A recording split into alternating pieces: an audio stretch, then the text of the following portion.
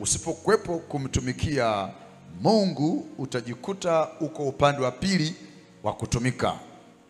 Kwa hii ni vita, na lazima uchague, lazima ukusudie. Mwanadamu yeyote unanisikiliza duniani, lazima ukusudie. Yani hili ni jambo linalotakiwa kueleweka na watu wote, kwamba usipompata Mungu wa kweli na kumtumikia Mungu wa kweli, utajikuta tu uko upande mwingine unamtumikia shetani.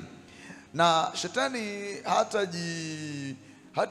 hata jionyesha kwamba ni shetani, kwa sababu dunia nzima watu wote wangepinga shetani, si ni kweli?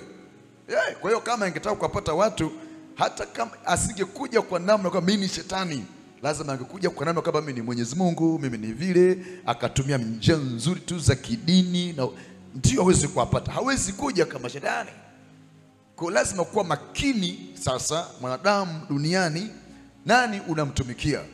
Na tunajipata katika kumtumikia Mungu wa kweli mahali hapa.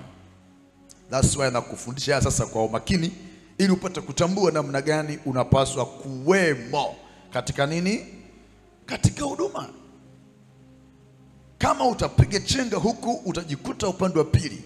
Kwa hiyo ukishakuwa umekuwa kwenye neema hii, please hakikisha ya kwamba unakuwemo katika huduma, na ufanye huduma kwa bidii na kwa juhudi. Usifikiri, nimekuambia mwanzoni kwamba adui asingependa umtumikie Mungu, na kama basi umtumikie kwa namna ya ulegevu, kwa uvivu, yani asingependa kabisa. Ndio maana kuta kuna vita kubwa, mapambano ni makubwa. Usingetakiwa kumtumikia Mungu, usingetakiwa kabisa kumwabudu Mungu Mwenyezi. Kwa ni vita kubwa. Warumi 12 mstari wa kwanza na mpaka wa 8. Maana kama vile mwili ni mmoja, nao una viungo vingi, na viungo vyote vya mwili ule navyo ni vingi, ni mwili mmoja, vivyo hivyo na Kristo. Hii ni safari ya kuwemo katika huduma. Tunapoelekea katika kumtumikia Mungu, jambo la kwanza pale sema itoeni miili yenu iwe dhabihu. Sasa hapa ni mwili. You are a spirit being. Ni kiumbe wa rohoni, good, uliyevaa mwili.